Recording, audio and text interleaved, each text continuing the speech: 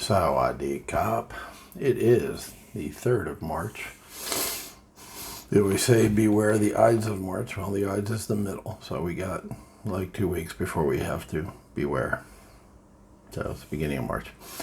March 3rd. If you are worried or afraid of anything, okay, a lot of people are. I'm not. There is something in your mental attitude that needs correction. Well, there you go.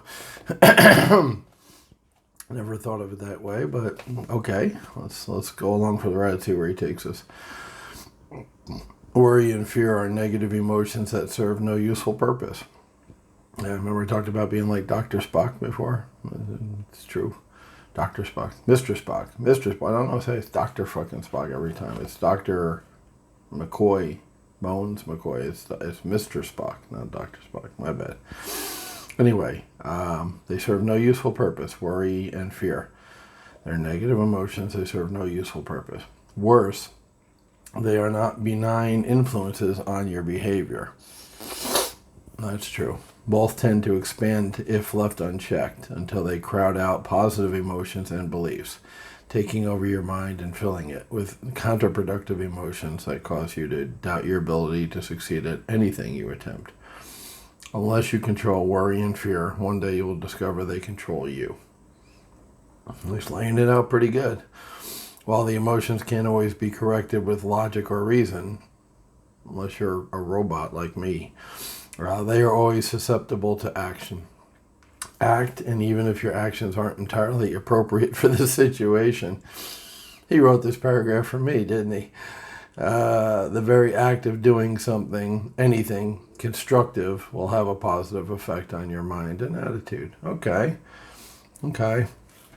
So, every now and then in business, every now and then in life, you got to just jump into the dark, into the cold pool, and you're not necessarily going to like it, but if it has to be done, and sometimes it does have to be done, sitting there at the edge of the pool or sitting there at the entrance to a dark room and thinking about it and worrying about it does not get it done, whatever it is. And, like I said, dark room and a cold pool, you're like, why would I do that? I'm talking about doing things in business, taking big steps, big leaps that you're maybe a little scared of or a lot scared of, but you do it anyway.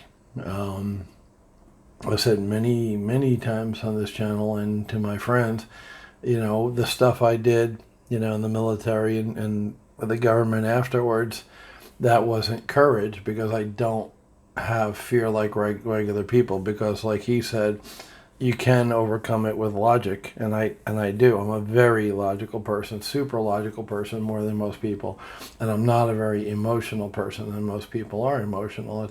That's the way it is. I deal with it. I've learned to live with it. I accept that I'm different, and I move on. And obviously, in the things I did, it was good that I wasn't afraid and didn't feel fear. And once again, that's helped me civilian life, of course, too, a great deal. I mean, in business, not being afraid in business, and has that lack of fear caused me to make mistakes where I should have been more prudent. He said yesterday I should have been more prudent and taken more care instead of just jumping into the pool because there were sharks in the pool or crocodiles or alligators. Yeah, fuck yeah, that's what happens when you jump into the pool or walk into a dark room and stub your toe on some furniture you didn't know that's there. But that will never stop me from going into the next dark room, and that will never stop me from jumping in the next pool. When I need to do it, I just do it. I don't think about it, because I know thinking about it doesn't help. It just, I don't even let the thought come into my mind. And that's, control for some people. For me, it's natural. It's nature. I've been blessed, lucky, whatever you want to call it, that fear. I've gotten to the point where the fear doesn't even, pop up or exist. And I don't know how I did it. Like I said, I think I'm just wired that way. But you want to get closer to that point. I'm not saying it'll ever be automatic and you won't ever feel fear or smell fear or taste fear, but you can, when you do feel fear, you can tame it, is what he's saying. And I agree, and you should tame it, because fear is counterproductive.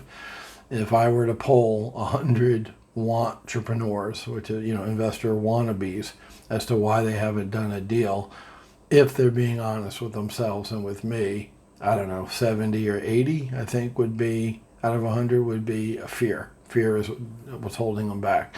They might say lack of money, lack of education, as far as knowledge specific to investing. They might give a lot of reasons, but at the core, I think a lot of them, the vast majority, well over 50%, are just afraid to do it. So you can stay afraid and do nothing, or you can learn to deal with the fear.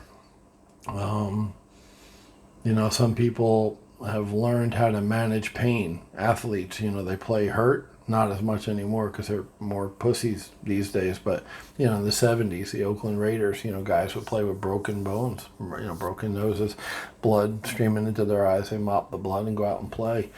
They manage pain. They learn how to manage the pain. Some of them with narcotics, but granted, but the point is they learn to manage something that most people will let stop them from doing physical activities, which is pain, right? So you can do it also with your head. It's not just physical. Mind over matter, mind over muscle, mind over pain. It can also be mind over fear.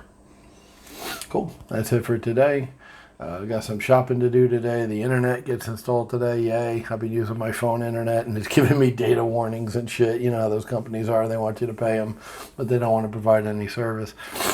So I'm getting the high-speed internet today, which is cool. Excuse me. Got to run to the store and get some stuff. I want to get some hooks and hang up some cups and mugs and glasses and stuff. I'm still not 100% moved in. Some of the crates are going to stay here because, for instance, my tools, I have a big box of tools in a crate, and if I open it up and spread it all over the it's better in the little crate. It's going to live in the crate. When I need a tool, I open the crate up, take crap out, and put it back in the tub, plastic tub. When I'm done, that's the most efficient use of space, is keeping those tools in the crate. So I got 4 more of the red ones I'll go through, and whatever I can take out and put away in shelves and drawers, I will. What I can't, I'll have some crates under the table or whatever. Deal with the best I can. I mean, honestly, I need a house for all the stuff I have, but I like the condo. I like the location. The price was right, $266 a month. So, yes sirree. So the 4th is the motorcycle auction. There's a giant car show in Bangkok at the end of the month I'm going to. It's my first car show in Thailand. So just, once again, educate yourself, get around people who are doing what you want to do, ask them questions, learn. That's what I'm doing. And to me, it's fun. It's not, I don't dread learning, about motorcycles. I'm excited by it. Like, I look forward to the opportunity to learn something new. So I know that's also a mindset.